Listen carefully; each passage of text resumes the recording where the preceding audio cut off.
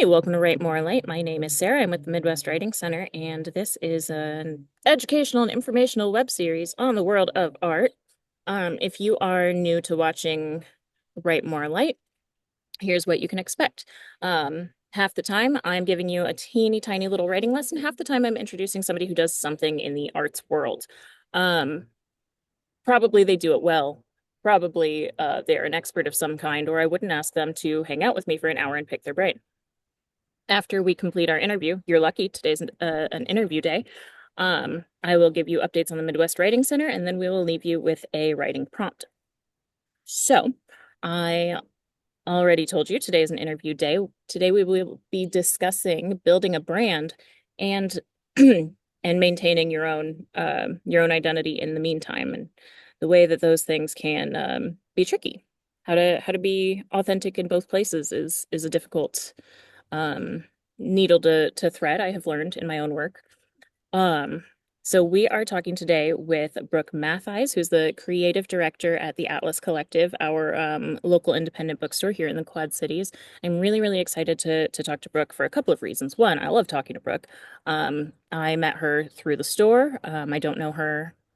I didn't know her before that. I don't know about her life story or anything, but I am always really excited to talk with her. And she does really, really incredible work, both in the graphic design department, but also, being a book person. I've worked in a lot of bookstores, as folks may know, and I know I can tell you about a lot of kinds of book people. So thank you so much for hanging out with me today, Brooke, and talking about this like kind of complicated topic. Thank you so much for having me. I really appreciate it. Okay, cool. Um, So I like to first I like to start small. And I like to keep this very like 101E sort of tell me like I'm five because I never want to assume that we have experts out there. So I might ask for, can you hear me? Yeah, Okay. I might ask for some jargon clarification, or I might stop and do some jargon clarification myself. sure. Um, so first, can you please tell me what is a creative director? I was gonna say design manager. What Well, either what is a creative director or what does it mean to you? Like what does your title mean in your position?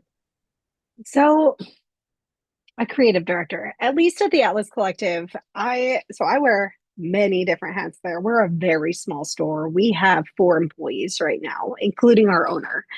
And so what a creative director might do, in the business corporate world is very different what I do in our store.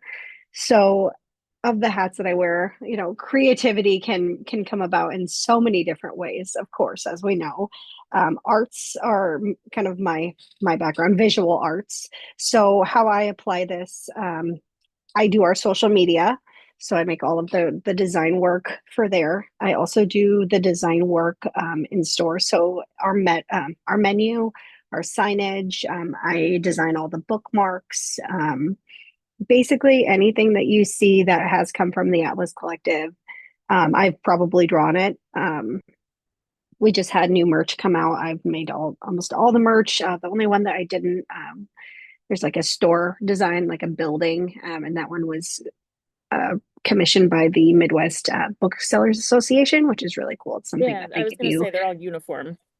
Yes, yeah. So, yeah. So right now, I'm kind of oh, I'm not a one man team, but I don't necessarily direct too much right now. I just kind of take the lead on it. Eventually, our barista, Caitlin, she's also an artist. She's more of a physical arts artist. She's an incredible painter, sculptor, all of the things. So eventually, she will be helping me and kind of taking over some of the design work, and we kind of work in tandem to kind of talk about what's going to represent the brand the best. I'm trying not to skip ahead too much, but you beat me to it. What is a brand? Oh man, what is a brand? Um, pull up my Webster's right now. Or if you prefer branding. Branding. Branding is so important. It's what makes you recognizable as a business. So it should have some sort of uniformity. So when we initially were starting to build this business, my job was to create a brand kit, so specific fonts that would, we would use in everything, specific colors down to the hex code, which is, like the internet code for the colors Look that at you can you doing the pull. jargon all by yourself. Yeah. Yes, I realized like maybe people don't know a hex code. Um, creating the logo, Kara, our owner, she and I kind of worked on that one together because she wanted that, to be exactly what her vision was. And so that was really fun. But yeah, just something that you should be able to visually recognize that, like, oh, that came from Atlas. Yeah, thank you. I think that we all sort of think we know what branding is or what it means to have a brand because we live on the internet. Um and we see a lot of things like brand manager, brand ambassador, my personal brand, and that's obviously colloquialisms, but it's also saying like, or a term that I use on all the time is that's on brand. It's because it's a colloquialism, I think sometimes we forget that it came from somewhere. So thank you for that. Yes, yeah, Um, and there's really more to it than just that. That's just like the visual kind of side that you can physically see. But there's more to it. When you walk into our store, our whole vibe is a part of the brand. It's cozy in there. The walls are dark. We want you to come in there and be comfortable, and that is a part of the branding in itself. The books specifically, we handpick all of the books that are on our shelves. I'd like to say we've read them all, but we're only so many people. So you'll find a lot of LGBTQ plus books in our shop because that is something that is so important to all of us. So truly, that's all a part of the branding too. Just what makes us recognizable. oh, super succinct. Thank you. Thank you. Um, so we're gonna rewind a little bit. Um, your place in this organization, your place in this team is the design end of things. Obviously, you are a welcoming person. Obviously, you're in the shop and you smile and you care about the the books and the merch and all that. But your your spot is the visual. So how did you get into design? Well, when I was a kid, I was literally always drawing on something. I really wasn't allowed to take art classes because academics were very much like more important than that. So any electives that I took, they had to be um, things that would look good on a transcript, essentially. I did take a lot of music classes as well, but any chance I got, I was sitting and I was drawing.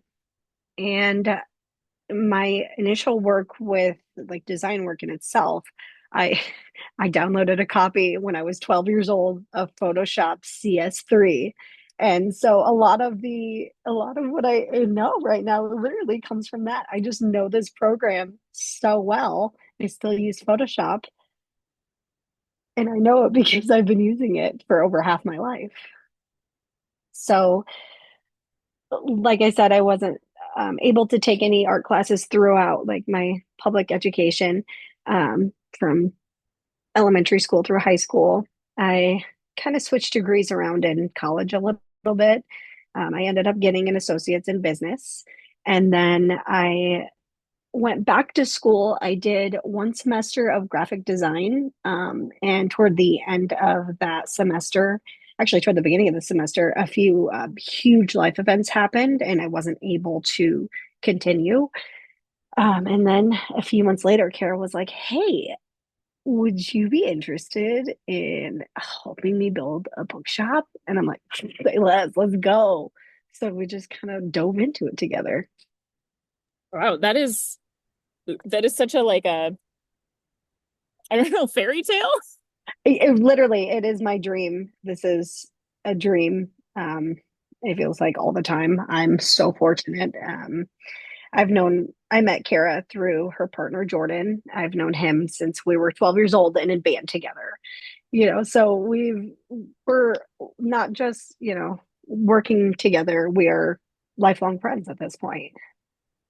That is so sweet. I had no idea. Yeah. Um, Yeah. but the fairy taleness of it is that like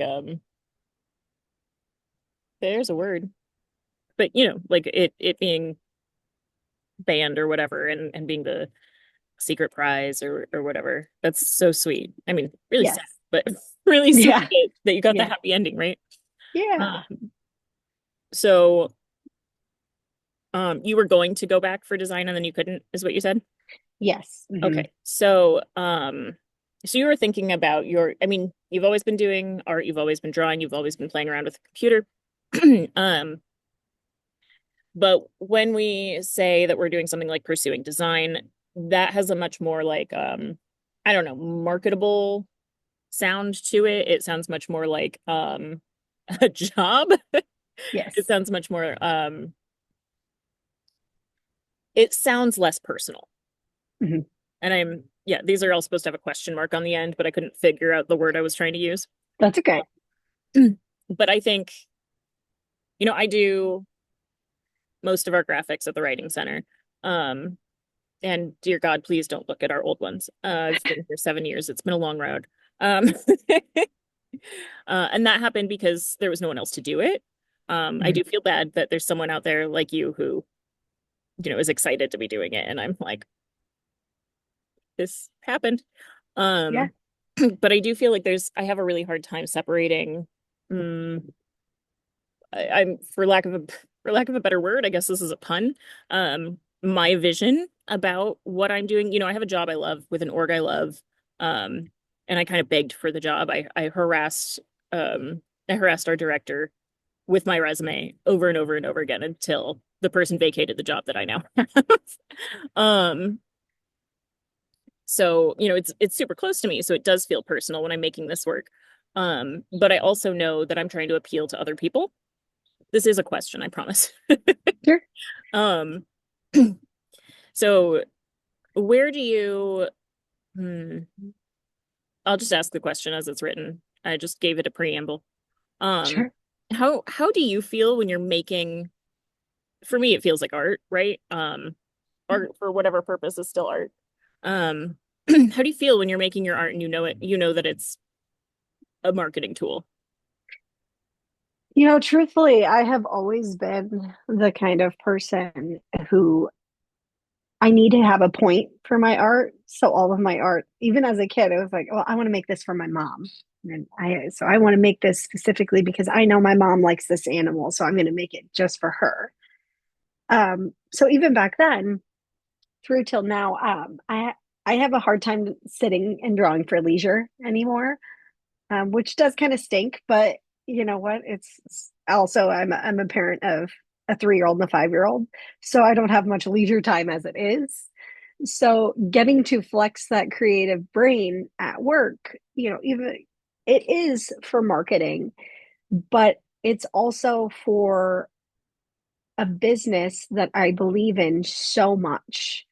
So, I don't feel like just another cog in the machine where I'm just pumping out graphics for, just another big business. Like I'm trying to make a difference with my visuals and trying to get people in this store so that we can, yes, sell things, but then with that, we can do more things. We can do more events. We can help have more partnerships with the community because that's always been our goal is to have, to build a community and to help our community. And so far we've had an incredible time doing it. So Damn, you could be a spokesperson. I know that's not your thank job, you. but Where'd this come from, Harris?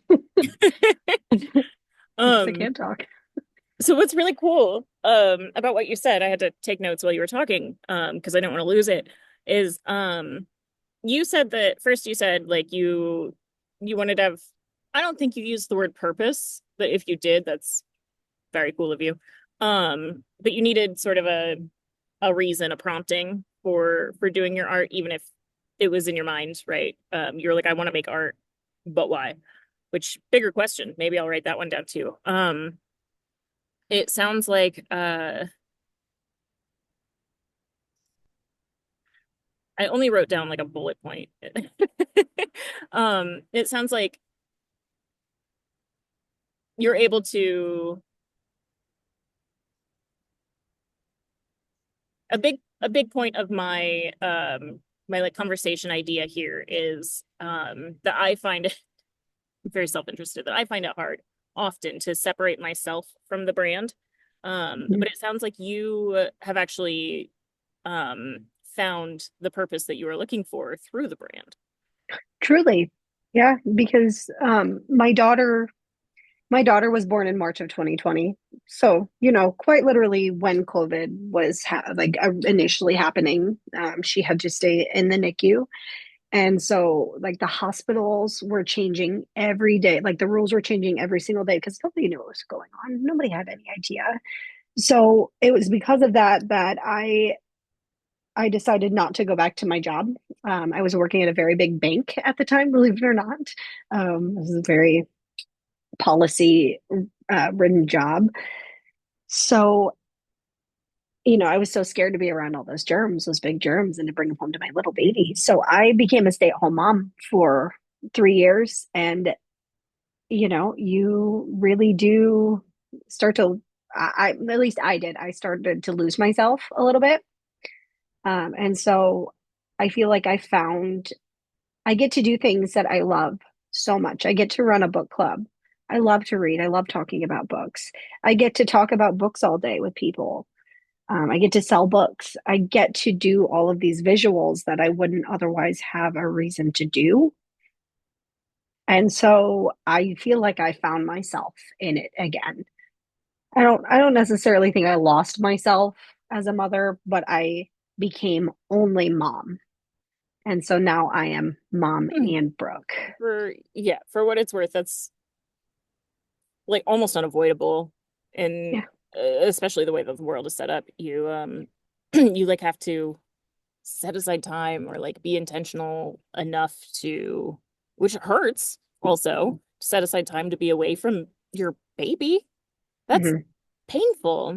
Hmm. Anyway, I just wanted to validate that Yeah. one. Um, Appreciate it. it's impossible to Hmm. um to have something be a part of your identity and not sort of get lost in it.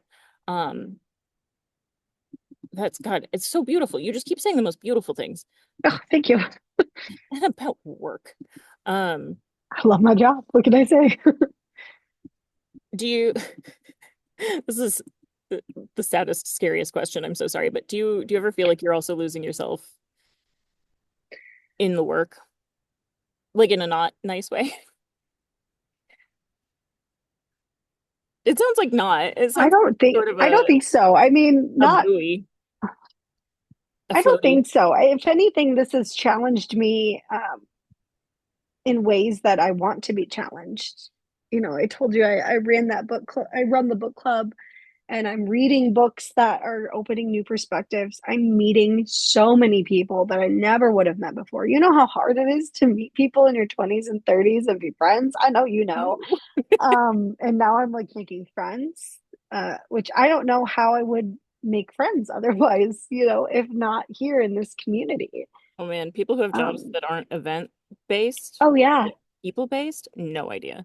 yeah, Even like when I was a barista, you're the only people you see are your coworkers. Like you might have sure. regulars, but you're not gonna hang out with them. Right, they're here to get coffee and go. But we're kind of a sit and hang out place. So Mhm. I've gotten to know so many people now. And, even I'm not necessarily going and hanging out with folks. I still do have, I have my husband and my children and my dogs and my cats and so much to come home through every night. But even, as an introvert, as a person who has a small social battery, I still get that interaction, and it's helped me grow so much. Yeah, I was gonna say I feel like a lot of my like I don't actually need social time if I have an event at work like every other week. Yes, truly.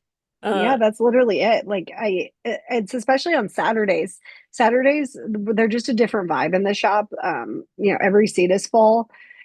We're just chatting with our regulars all day. We're hanging out. It's fun. We're still doing our work. We're restocking and getting new books for the upcoming week.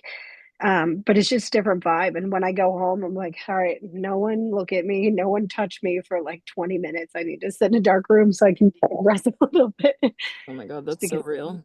yeah, It's yeah, no, if and when we have a lot of events in a week, I will not talk to you. I will not have my phone within reach unless I'm doing like a game. yeah, So that's well, really you have nice the bandwidth for me to for. hear. Because Hmm. because part of the marketing thing and part of being part of a tiny team is whether you like it or not, you kind of are the face. So even Hmm. going to like the grocery store could potentially end up being a work encounter. Like there's no turning off Sure, sometimes. There's potentially no turning off. sure. And I think part of it, we do come to work, and of course we're professionals, but we also are genuine. And so, I don't necessarily feel like I need to act a certain way, but also just having to stop and talk sometimes, just instead of just oh hey is it's a lot when you're just trying to get your groceries.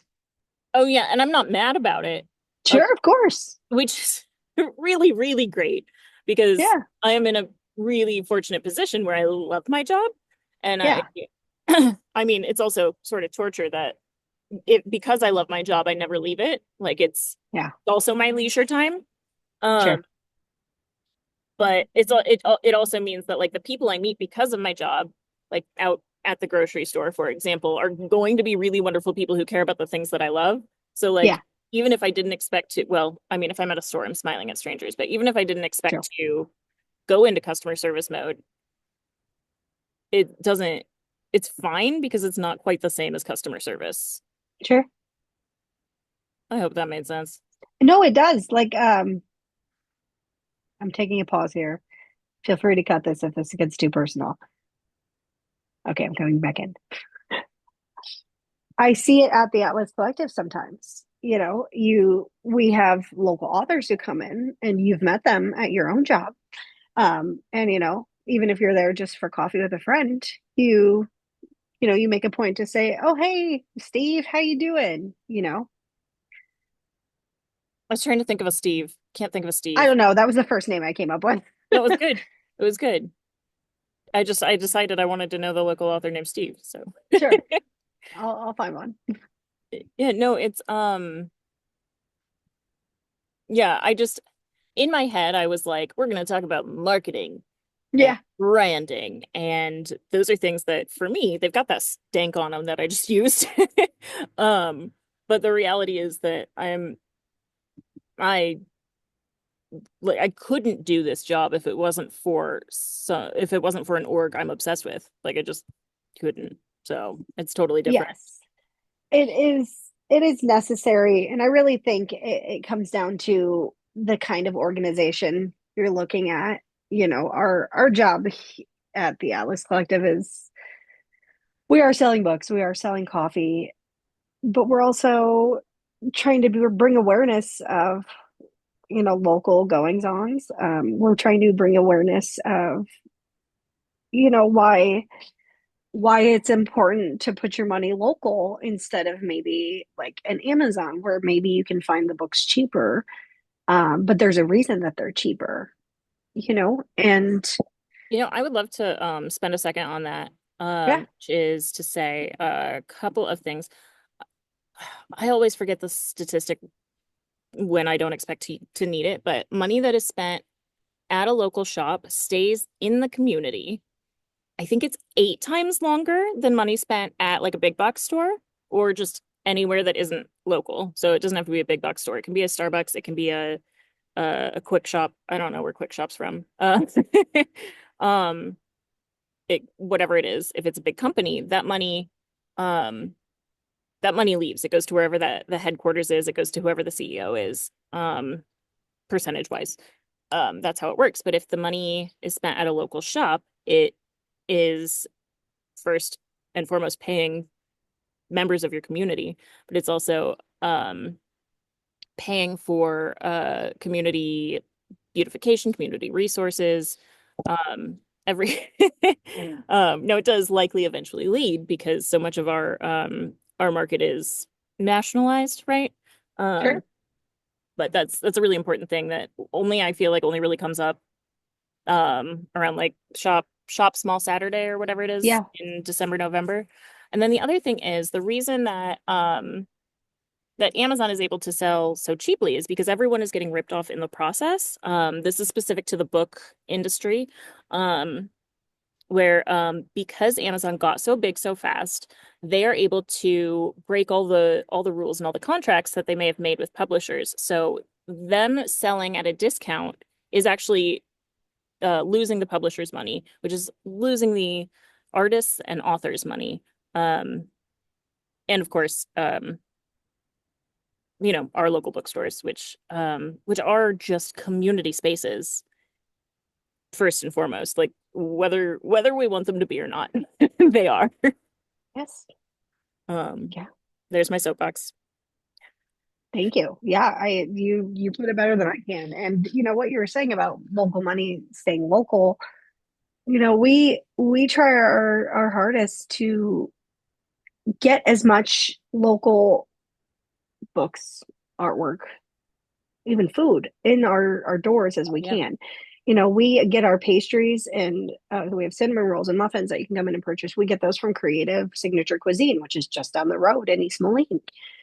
We have local vendors and whatnot. And so, when you purchase those from us, it's just this little pipeline. And I also think that maybe this is just a dream.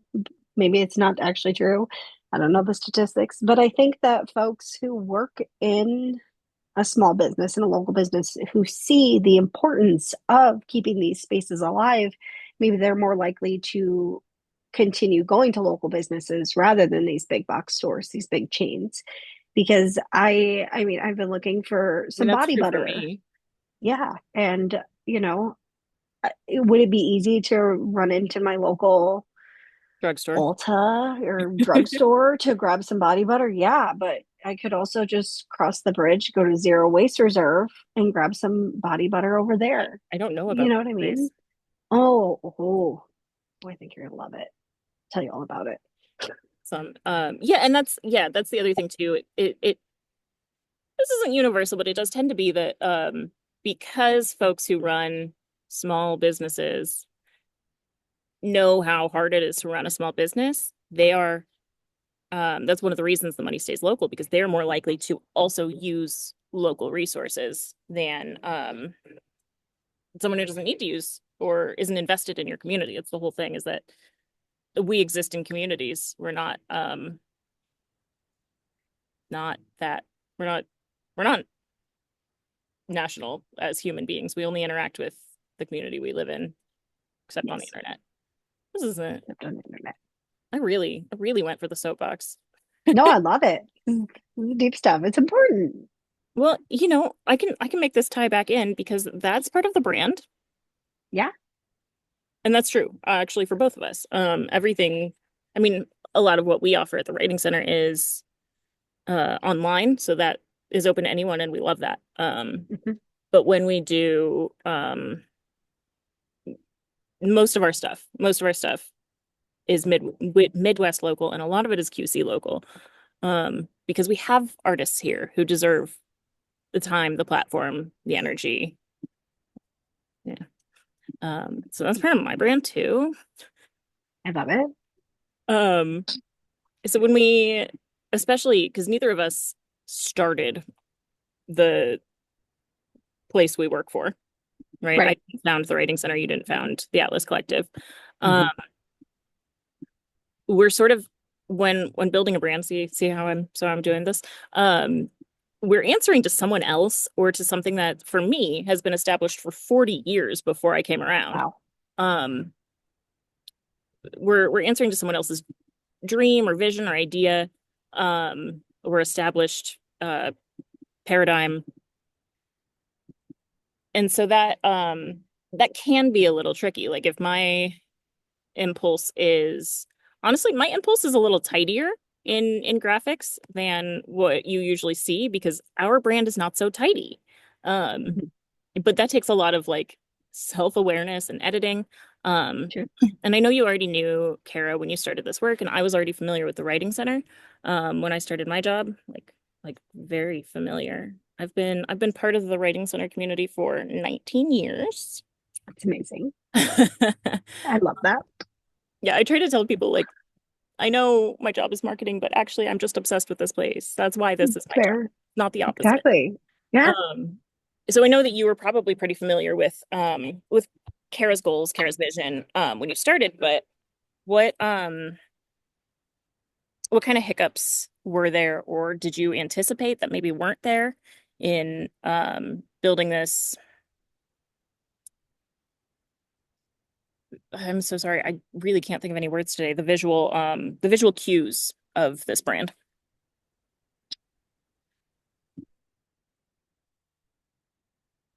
I know you said the logo was her idea that you made happen. I assume the logo is the coffee cup on top of the stack of books. Yep. Yeah, with the circle. Um, it's something that I've learned and grown with.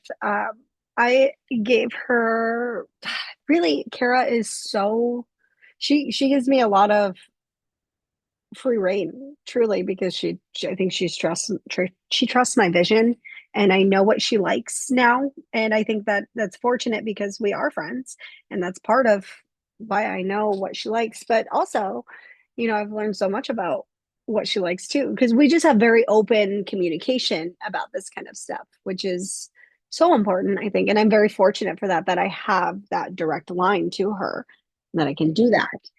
Um, I think honestly, the logo is the only thing that I've ever really had to kind of redo. Otherwise, I mean, the rest of it is kind of low stakes, right? It's bookmarks. If they don't end up selling, it's a bookmark. It's not the end of the world. Or everything else has always gone well. But with the logo, I created this whole logo, and it was like a horizontal logo. And we kind of worked on it quite a bit, and then Kara kind of came to the realization. She was like, you know what, I think actually we should maybe switch this up to a circular logo instead of a rectangular one. Um and so I kind of had to scrap everything and restart it fresh, which, that's a part of design. You're going to do that. And honestly, it was for the better. The original design, I'm looking back on it and it's like, oh, that wasn't very good. And it was also very it was very busy. And so I know it wouldn't have transferred well. It wouldn't have looked good on, like, it would have maybe looked good on a sign, but maybe not on the vinyl on the door. Um, so I really liked that she was comfortable telling me, but also Kara herself has a creative eye. You walk in that store and you see that space, that was all her. She picked out every bit of furniture. She puts everything where she wants it there because she is so creative, and she's very good visually. You know, she could do a lot of what I do. We kind of work together on some of this stuff. Um, and so I appreciated that she told me that she didn't like it, and that we went a different direction with it. But now what I do is, if there's something about a design that I'm not sure about, I'll give options. So if I'm not sure that I like this font on this design, I'll give three options with this three different fonts, and I'll say, hey, which one draws your eye in the best way? And then we kind of go from there. So that's how I've learned and grown from that. I don't know if that made sense at all. Yeah, absolutely. Um, Okay. I well, especially my work was so bad in the beginning. And I came into actually the our brand was shifting. We had a brand new logo and a brand new tagline. Um, and those came with fonts and a color. So then having to work around those things and also learn design at the same time was a real puzzle for me. Sure. But I imagine if I were starting fresh, you would go from the logo out. Is that how you ended up with, I don't know, your brand kit? Um, you know, where did I start with it? I think the logo was the initial thing that we put together. Yeah. Because, like I said, we did that kind of in tandem. She said, "What if we tried this?" And then I did it. And then it's like, "Yeah, let's change it to this." That kind of thing. In tandem makes I should sense too. remember this. It was like 2 years ago. I should remember. I don't. I don't. I don't remember anything. I think in tandem makes sense too because then I think it probably fleshes itself out better if Oh, for everything sure. is in tandem. And that's the beauty of, as a creative director, I do ask the opinions of everyone around me because everyone in that store is creative in some different way.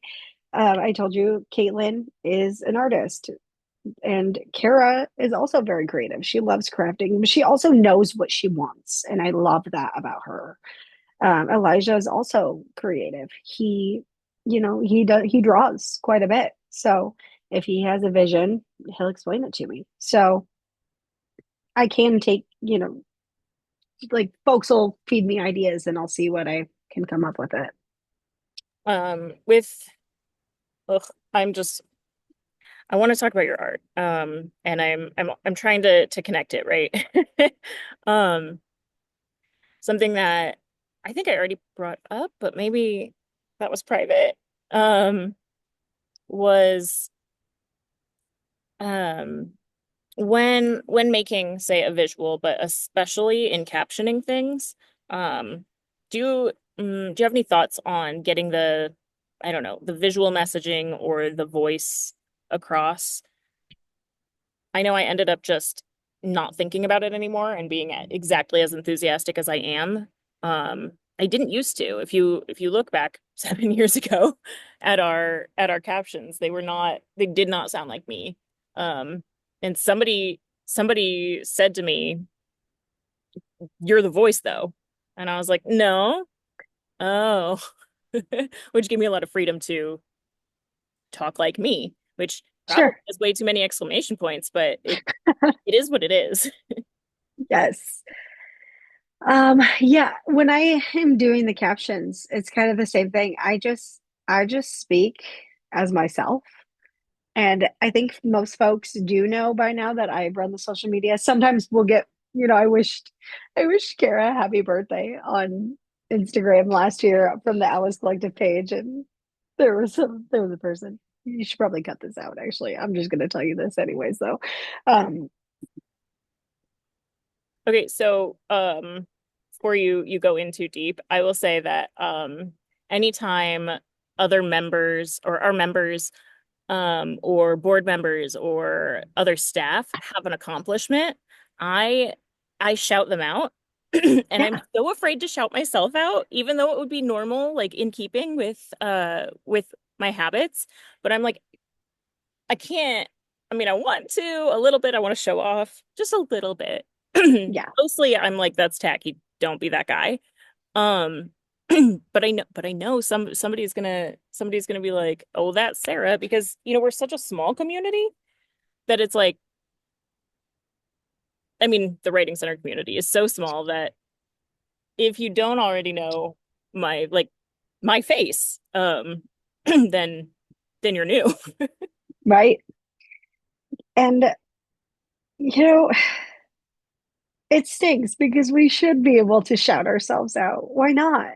Let's be proud of our accomplishments. We're doing such important work here. But, Yeah. And it's you not like know, other people can't control our social. right, right, right. Yes, that's the truth. I, yeah, it's tough. I'm so glad we have that. Yeah, Because it's I tried to drink some water off camera. It didn't do what I wanted it to. I just don't know a lot of people who are in this work. And I think you have to be creative to be in this work. I would argue till I'm hoarse, uh, saying so. When we talk to students about like why is reading and literacy and writing important, it's because it's in every single aspect of life, whatever your job is, or your hobby. Um, but yeah, having someone that I know is inherently creative, like couldn't walk down the street without creating something. Who's also in this. I don't feel like either of us are selling things because it's not like that, but who's also in this marketing world is really nice. That was something I never would have remembered to say, I guess, if it weren't because I don't know, I didn't know it was universal.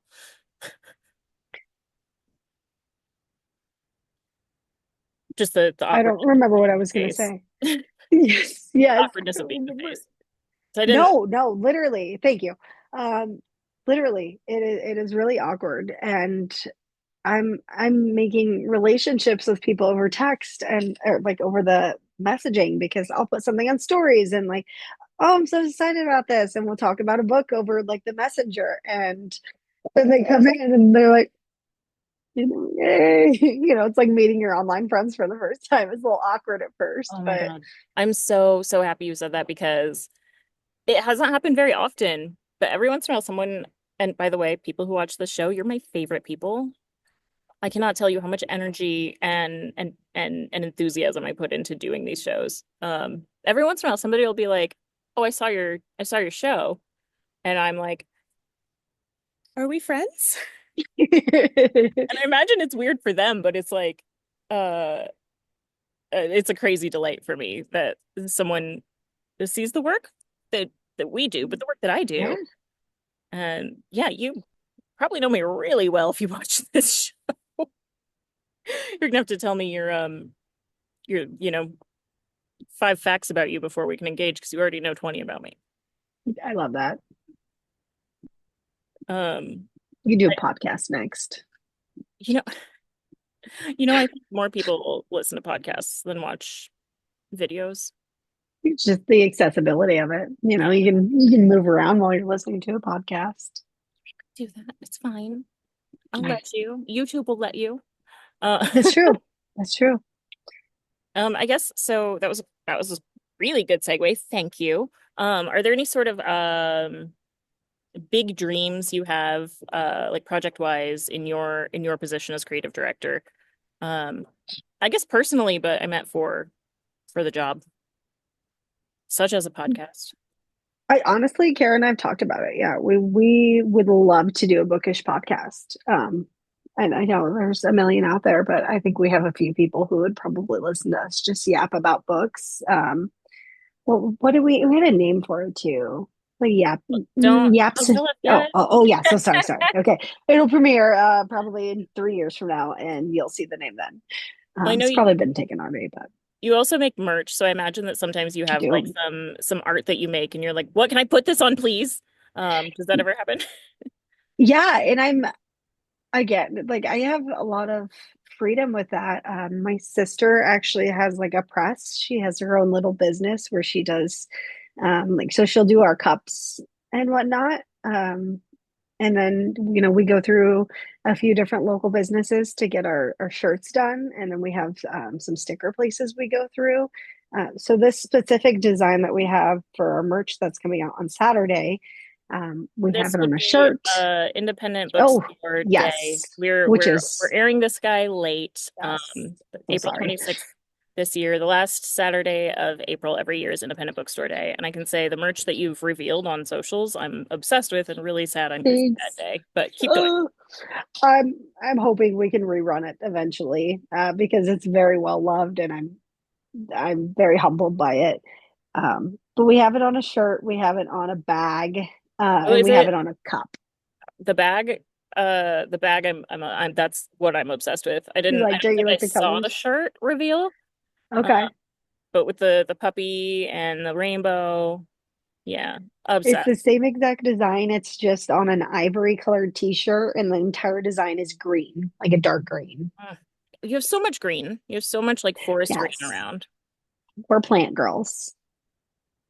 Yeah, I was like trying to devise a way to get to the shop on Saturday to get that bag, and I'm like, so I have all the bags you've had previously. Yeah. You don't need more bags. I'm busy that day. Ah, well, I mean, what's one more? Just one more bag. I mean, really, who would know? Yeah. So you just sort of came up with that and hoped for the best? Yeah. So when I took inspiration from it specifically with what is our brand. We have Atlas on it. Atlas is Kara's dog, whom the Atlas Collective is named after.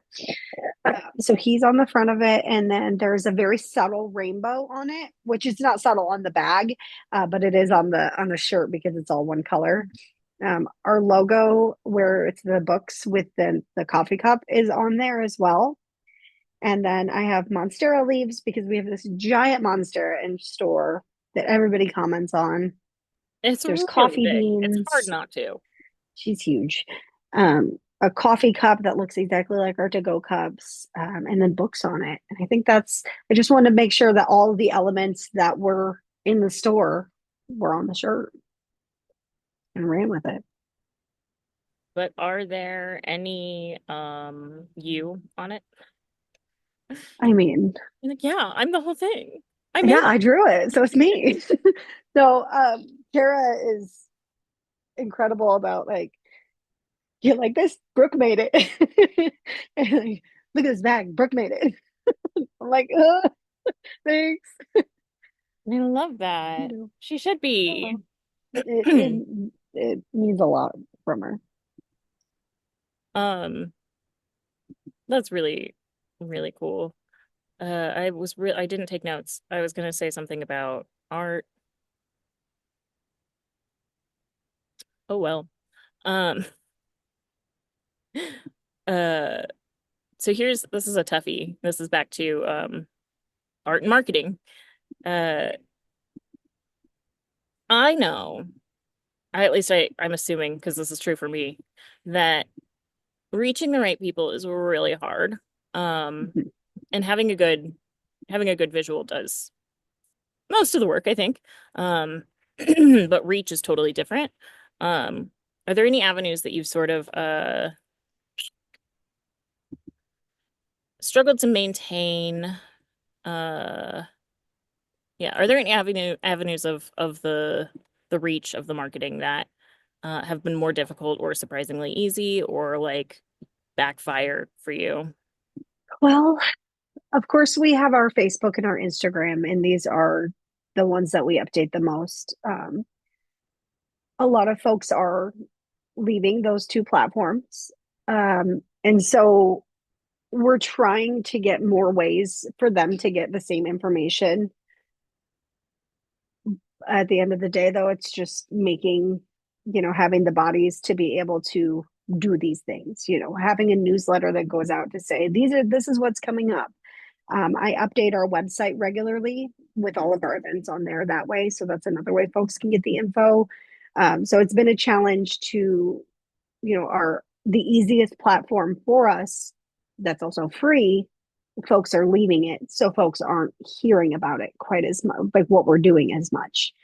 Um, I do have a Blue Sky account for us. I know a lot of folks are moving to that. That one I find a little bit more challenging because I am trying to do things visually, and it's not necessarily the most visual platform. It's very similar to, like a Twitter or like a Threads. So that one's a little bit harder to, because that one, I don't know. I still have to break into it. Yeah, I've been using Blue Sky for the writing center. I have my own account, Yeah. but I don't know if I've ever used it. Um and I think it is doing exactly what we miss about Twitter. But yeah, finding the people on there. I haven't figured that out yet. I'm obviously asking for hey, if you're watching this, send me your username so that we can follow you, so that you can follow us. Oh yeah, why don't you say what your handle is on Blue Sky? I I know believe it's at, I'm getting on mine right now to make sure. oh well, the one we use for everything is Atlas Collective QC. So I need to update that regularly. I think I don't, I haven't used, I deleted Twitter a long, long time ago. And so I know some folks are still using the platform, or are moving over to Threads because it's a very similar platform as well. But I just need a little more knowledge into No it, idea which how is Threads out there. works, but the algorithm did find us immediately. So Basically the same exact thing, same thing as the rest of them, as the other character based ones.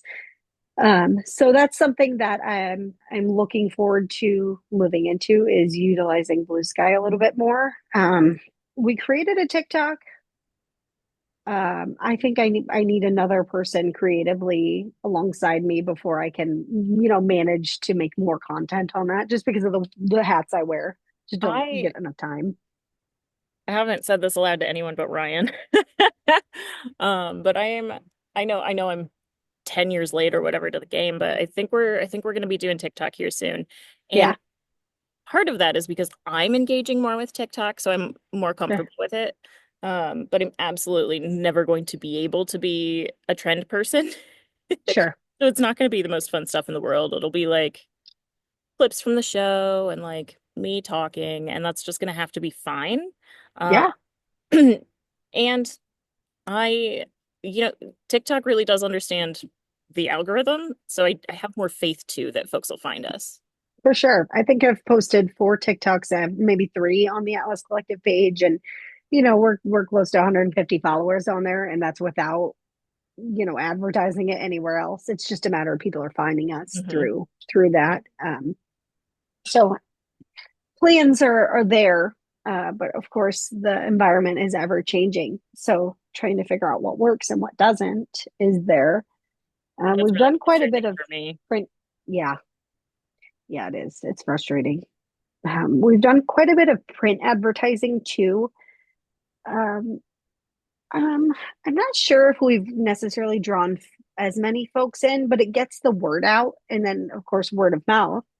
So I believe we have one. Let's see. I mean, I think word of mouth is invaluable, really. It's the Oh, only thing. absolutely. It's the only thing. Um Things that I've never done that I think about doing though are like radio ads. Um Sure.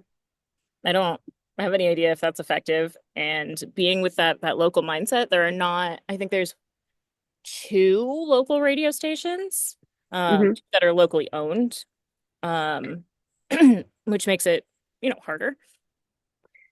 Yeah, and it also depends on the market that you're looking for. I think our main market of folks who seem to come in and buy the books and then benefit from our community events are ages like 20 to 40. And I'm wondering how Right. I'm the only often, person who listens to the radio. right, Spotify, all the things they're there. Um, so that's why we do the print ads because they're on the back of like programs and whatnot at one of the theaters, just to draw in more folks because we do have some older folks who come in. We have books for everyone from babies to adult or elder adults. We want everyone to be comfortable with the Atlas Collective, but our the market that we seem to see the most are the 20 to 40 ages. Oh man, I have no interest in going into like demographics and I know. stuff. Um, No, but it does, I guess, um, I assume that a social media manager is doing the marketing work. So that's where the marketing questions are coming from. But I didn't actually ask you if you felt that way or if that was among your responsibilities. So I apologize about that.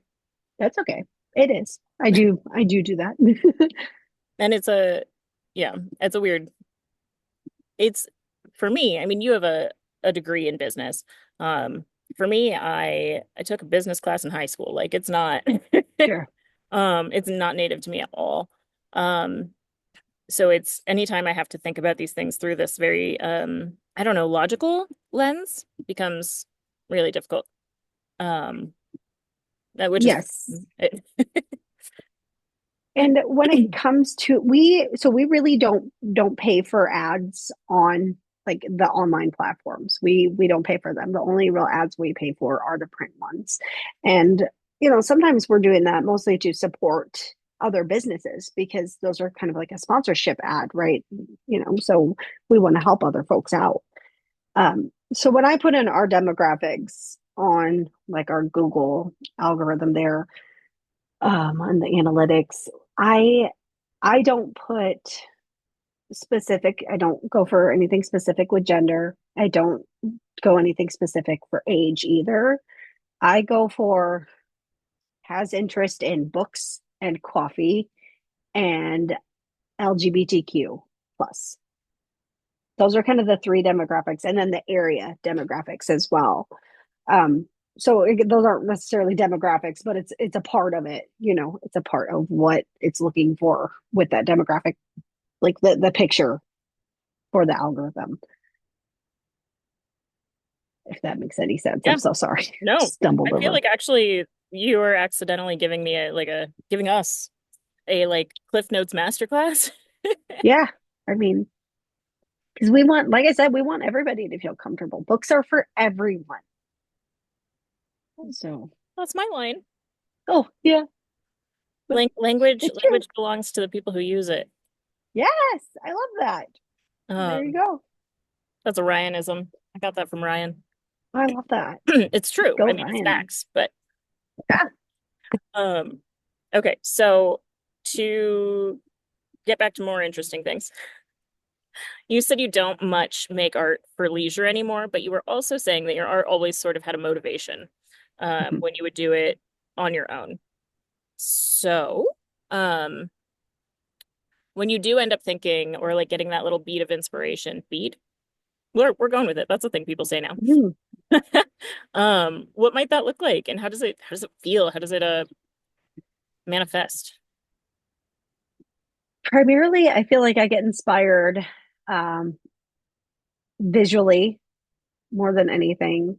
I'm not sure if you, as a writer, get inspired by hearing other writers. I mean, yeah, for sure. But I think art is art, so Yes, yes, it is. I'm a big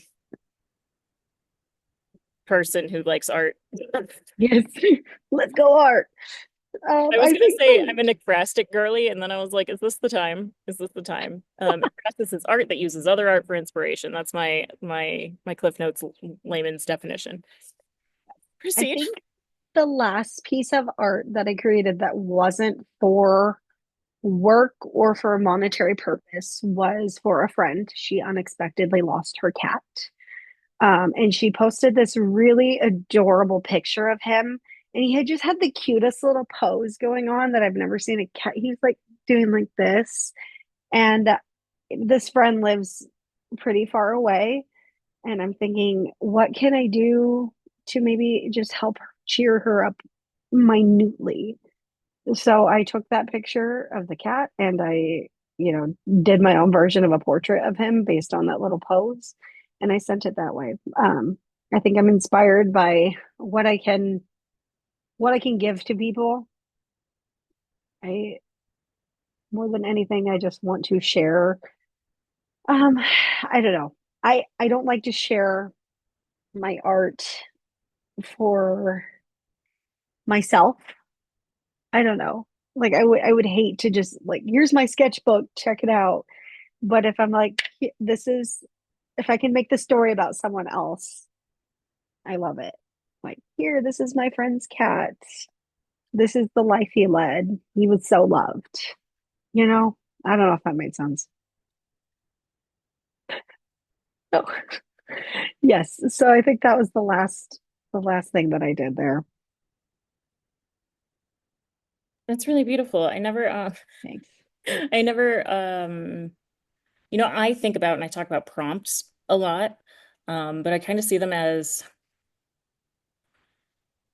I don't know, inorganic sources of motivation, but of course everything is a prompt. Everything is a prompt. We just It's don't true. call it that. Also, that's really sweet. I'm so sorry about that kitty. Yeah. Um, shoot, I didn't take notes because I was changing what room I was in. But that is really, really special and really beautiful that it still has, that's what it was the prompt thing. It still has I don't know, that jolt of Mhm. motivation from outside, but it is not at all, it's not in any way less personal or whatever. Sure. I feel like I guess I'm in an art block unless I get inspired because it's so hard to do without purpose. Mm, You real deep. know, that's yeah, Yeah, I think we're certainly even when we don't feel motivated, we're certainly always motivated when we're creating, even if that motivation is just I want to be doing this. yeah, Like when you feel blocked up and you're like, well, I'm gonna try anyway. Like that motivation is taking care of yourself, yeah, even if it's so hard. Which is an yes. interesting thought I've been mulling over lately is how sometimes those greatest acts of love are really difficult. If you wanted to get real emotional today, I'm in it. Let's go, I man. I've been talking a lot today. Things are coming out. Uh, Yes. well, I want to know a little bit about and I'll let you go. I have a bad habit of not looking at the time. I wonder if I say Okay. that in every video.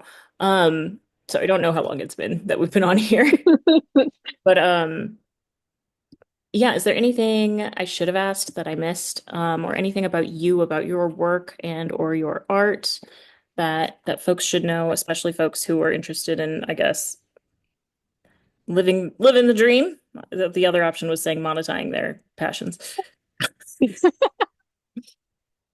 Uh, just come see us, I guess. Come see us so you can feel it in person. I don't know. You can feel the all of it in person. I don't think there's anything else to say about me. I don't know. Like, I did not agree to talk about myself today. I Me? talk You about want to talk about me? them. Um, yeah, I'll co-sign that. I love that shop. And I mean, I'm a sucker for a bookstore, first of all, but we're really lucky. We have something really, really special here. Um, it's I wish this term hadn't been ever used before, but it is, I think, the safest place I've ever been, where like, Oh, yeah, not thank something you. I That like, means so much.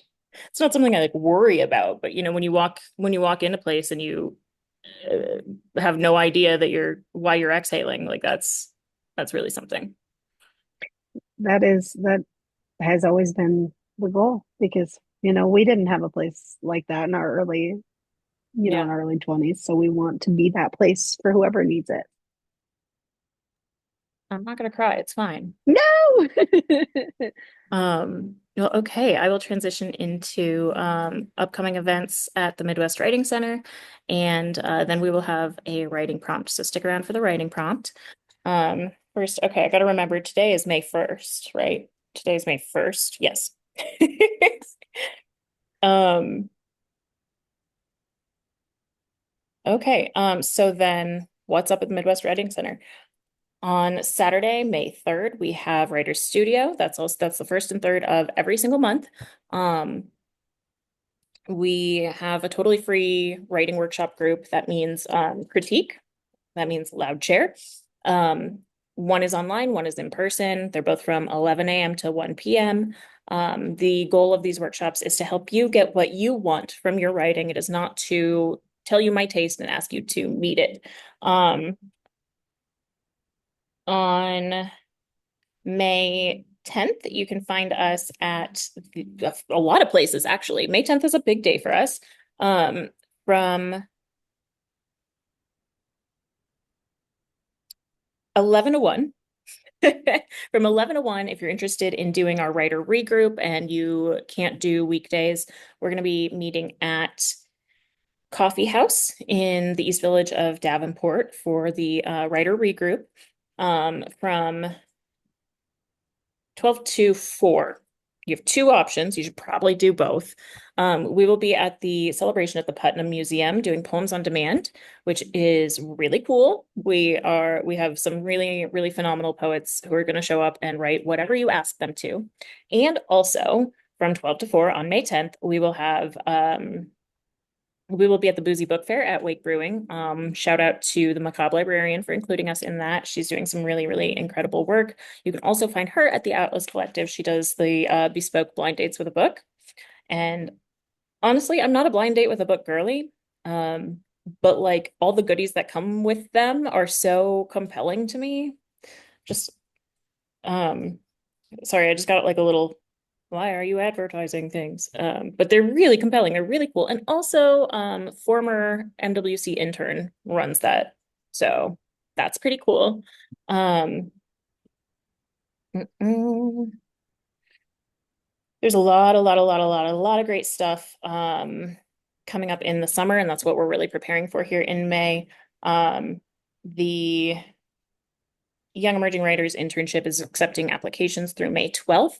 That is for writers age, I almost said the wrong age, 15 to 19. It is a paid internship where they get to hang out with other writers their age, learn different writing styles, read different kinds of writers, and they end up published. They end up producing and designing and creating and editing this gorgeous publication. It's a really special opportunity. So tell the teens in your life.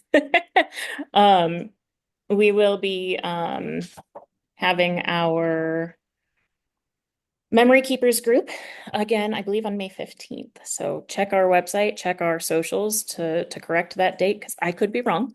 Um, that meets at 1 p.m. at in the community room at the Rock Island Public Library. That's the second floor. It's really the only thing you can do on the second floor. That's for folks who are working on preserving their family stories, their family legacies, who want to have a community supporting them and also have some prompts that'll help them write those stories. And then Birdies for Charity is going on. If you're thinking about becoming a member or registering for our conference, the David R. Collins Writers Conference, which is June 26th through 28th, the best way to do that, also, if you just want to donate, that's awesome. The best way to do that is through Birdies. We are charity number 1370, because they give us a 5% bonus on any donations. So that's really, really, really, really helpful. And then I have one more thing I wanted to say. Probably just the conference. Come to the conference. The conference is amazing. Um, we have finally announced the faculty of that. We're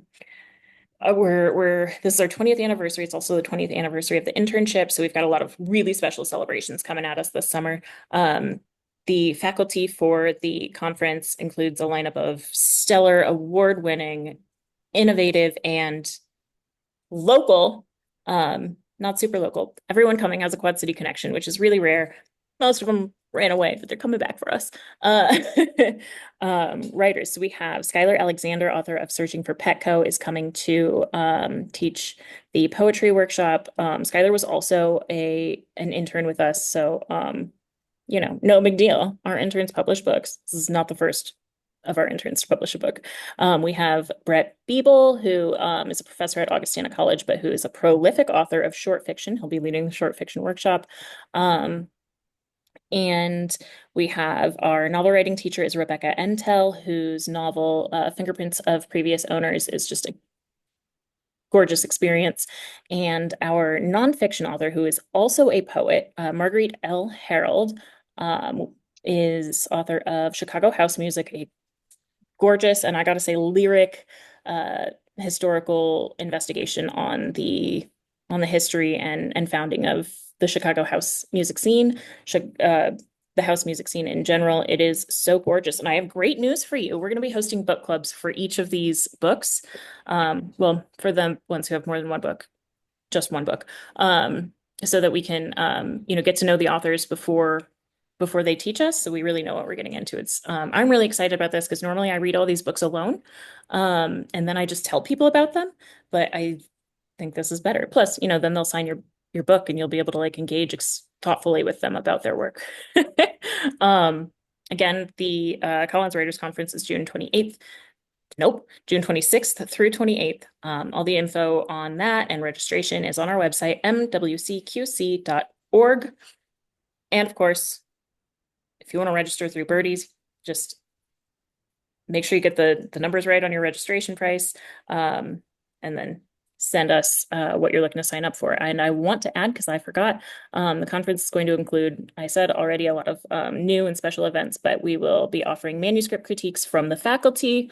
That's one-on-one. You get time with them. They're going to read your work and give you really thoughtful feedback. These are all really incredible teachers, in addition to being incredible writers. We're going to be having a big party. Of course, we'll have the faculty reading, which includes the participant open mic. You can't do the open mic if you're not a participant. And something else the faculty are offering. Oh, no, no, no, no. We'll have book pitches. You can pitch your manuscript. Okay, now I've done it. That's what's coming up at the Midwest Writing Center in May and June. Why I'd have to do that so fast, I don't know. Okay, so for today's prompt, I'd love you to set 5 minutes, 10 minutes, whatever you can on a timer, and just give yourself that time to write whatever comes. Whatever comes is perfect and beautiful and wonderful. Um, I would like you to take this image. Maybe I should screen share. Okay. And can I zoom in? Yes. Okay, great. I'd like you to take this image, and I'll describe it for folks who maybe aren't looking. We have a circle. We've got a sans serif font at the bottom that says some words. We've got a stack of 3 books with a cup and saucer on top. Take this and write from it, write whatever comes. Maybe ignore the text, maybe don't. Maybe you like the idea of collectives. Maybe you like the idea of the character Atlas or the noun Atlas. Yeah, it can be a poem, it can be a journal, it can be stream of consciousness, a list, a short story, an essay, whatever comes is correct. Thank you for hanging out with us. And oh my God, thank you, Brooke. I didn't thank you yet. Thank you for hanging out with us. Thanks for having me. And always, please write more light into your life.